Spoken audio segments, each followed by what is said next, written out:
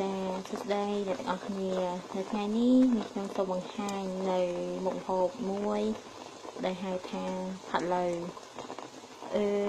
សាច់ផាត់ឡូវគឺយើងងាយស្រួលធ្វើទេគ្រាន់តែយើងមានតែគ្រាប់ពូជកាក់ឈើក្អកហើយនឹងស្ករត្នោតដំបូងយើងគ្រាន់តែឆឹងស្ករត្នោតឲ្យឡើងក្រហមដូចយើងធ្វើខអញ្ចឹងណាបន្ទាប់មកទៀតយើងយកសាច់ដែលយើងបានលាងស្អាតយកប្រឡាក់ជាមួយនឹងអំបិលប៊ីចេងយើងយកមកដាក់បញ្ចូលគ្នាឆឹងទៅដូចឆឹងនេះចឹងទៅហើយយើងដាក់ស្ករពូកាក់ហើយឈើក្អកចូលហើយរំងាស់វាដូចបែបនេះហើយយើងទុកឲ្យវាកុំឆ្អិនពេក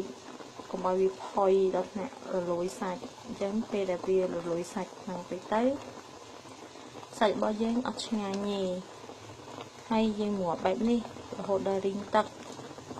មិនដល់ថ្នាក់នេះពេកទេតែគ្រាន់ថាយើងធ្វើអញ្ចឹងទៅឲ្យវាឡើងខំហើយស្អាតហើយមានភាពថាឈ្ងុយ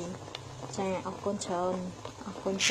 សម្រាប់ការ like និង share ផេករបស់ខ្ញុំអរគុណច្រើន